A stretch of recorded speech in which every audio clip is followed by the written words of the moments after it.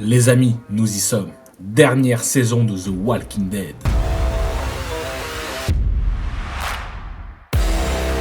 Ne parlons pas trop, lançons le générique et c'est parti pour le récap de la première partie de la saison 11.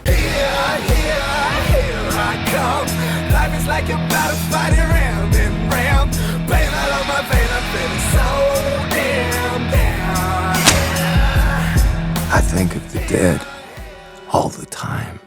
Pour rappel, l'arc des chuchoteurs s'est terminé par la mort de Beta par Daryl, Lydia s'est définitivement débarrassée de l'emprise de sa mère et nos amis Eugène, Ezekiel, Princess et Yumiko se sont fait choper par des Stormtroopers lors d'un date. Depuis le retour de Maggie dans l'équipe, la tension est carrément palpable avec Negan. Elle ne se le cache pas, elle a qu'une envie, c'est de se venger et de le fumer. Cependant, ils sont rapidement rattrapés par la réalité, le manque de nourriture. Maggie propose de se rendre dans son ancien camp afin de récupérer des vivres, mais qu'un groupe nommé les Reapers rôde à la surface. Pour cela, il faut donc passer par les anciens souterrains du métro. Negan est de la partie, vous pouvez donc imaginer la tension. Dans les tunnels, un désaccord entre les deux éclate. Maggie est à deux doigts de le tuer, mais lorsque Negan parle de ce qu'il a fait à Glenn, Daryl intervient à sa façon. Mais ils ont encore besoin de lui car les tunnels sont infestés de rôdeurs. Les rôdeurs séparent Daryl du reste du groupe. Afin de les esquiver, ils décident de rentrer dans les anciennes rames du métro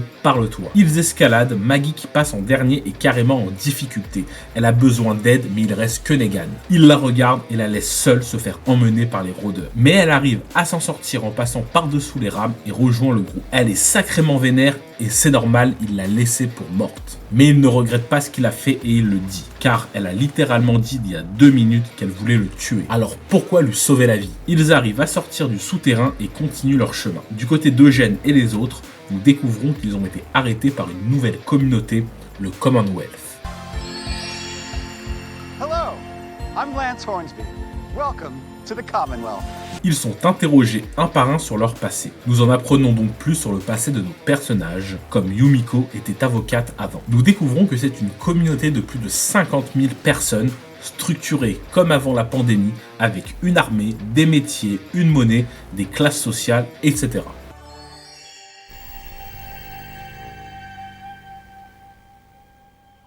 Nos amis sont donc interrogés pour savoir s'ils vont être aptes à intégrer le Commonwealth. Eugène rencontre Stéphanie, la fille avec qui il flirtait par la radio. En essayant de s'enfuir, Yumiko découvre que son frère fait partie de la communauté. Nos personnages du métro réunis se font attaquer par les Reapers. Pas de quartier, plusieurs seconds rôles se font fumer. Et nos personnages sont de nouveau séparés dans l'attaque. Negan sauve la vie à Maggie en tuant un Reapers. Ils sont rejoints par Gabriel et Elijah. Pour info, c'était le ninja avec un masque super stylé du groupe de Maggie. Ils retrouvent un Alden en très mauvais point.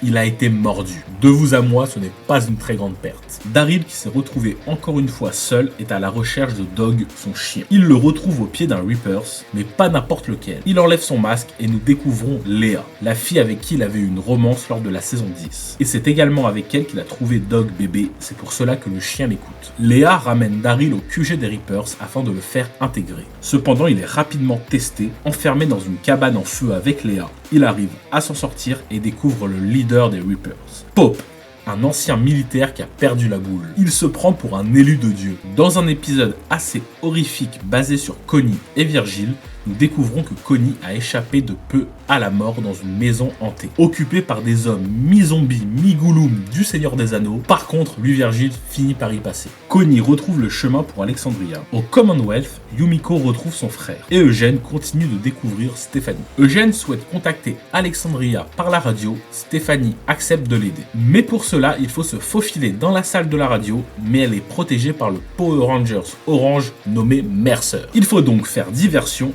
et c'est Princess qui s'en charge. Mais ça ne marche pas et Eugène se fait prendre la main dans le sac. On découvre alors Lance Hornsby. C'est un peu le premier ministre du Commonwealth.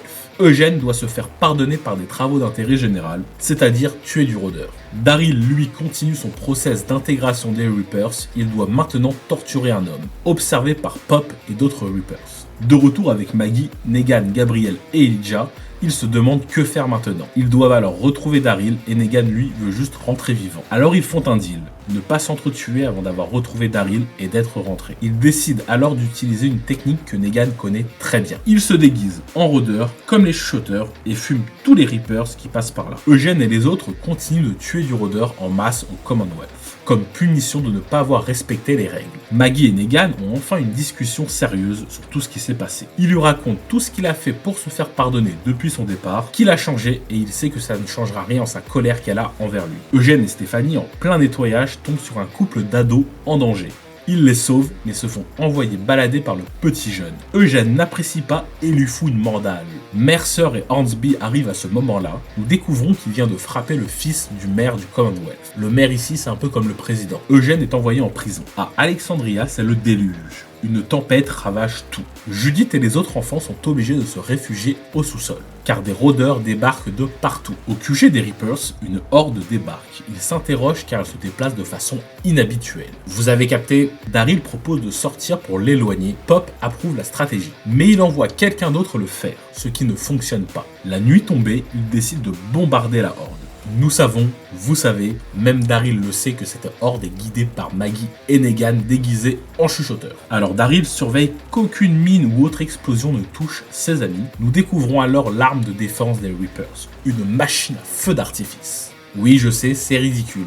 Daryl décide de dire la vérité à Léa, qu'il n'est pas avec eux et qu'il ne le sera jamais. Ils essayent de la convaincre et de quitter les Reapers et de le rejoindre. Pop interrompt leur conversation.